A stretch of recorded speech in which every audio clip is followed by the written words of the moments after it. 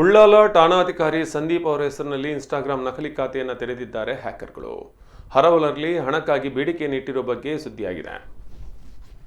ಈ ಕುರಿತು ಠಾಣಾಧಿಕಾರಿ ತನ್ನ ಇನ್ಸ್ಟಾಗ್ರಾಂ ಹಾಗೂ ಫೇಸ್ಬುಕ್ ಮುಖಪುಟದಲ್ಲಿ ದೂರು ಹಂಚಿಕೊಂಡಿದ್ದಾರೆ. ಕಳೆದ 2 ದಿನಗಳಿಂದ ನಕಲಿ ಇನ್ಸ್ಟಾಗ್ರಾಂ ಖಾತೆ ತೆರೆದು ಸಂದೀಪ್ ಅವರ ಹೆಸರಿನಲ್ಲಿ ಹಣಕ್ಕಾಗಿ ಬೇಡಿಕೆ ಇಡಲಾಗಿದೆ. ಎಲ್ಲ ಸ್ನೇಹಿತರಲ್ಲಿ ಕಷ್ಟದಲ್ಲಿರುವ ಕಾರಣ ಹೇಳಿ 7,500 ರೂಪಾಯಿ ಕೊಡುವಂತೆ ಸಂದೇಶ ಹಾಕಲಾಗುತ್ತಿದೆ. ಇದು ಠಾಣಾಧಿಕಾರಿ ಗಮನಕ್ಕೆ ಬಂದು ಸಾಮಾಜಿಕ ಜಾಲತಾಣಗಳಲ್ಲಿ ಹಣ ನೀಡದಂತೆ ಸಂದೇಶ ಹಾಕಿದ್ದಾರೆ.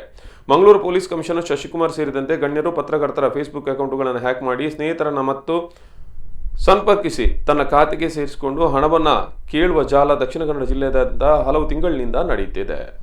ಈ ಕುರಿತು ಸೈಬರ್ ಸೆಲ್ನಲ್ಲಿ ಹಲವು ಪ್ರಕರಣಗಳು ದಾಖಲಾಗಿವೆ. ಆದರೆ ಹ್ಯಾಕರ್ಗಳ ಪತ್ತೆ ಅಸಾಧ್ಯವಾಗಿದೆ.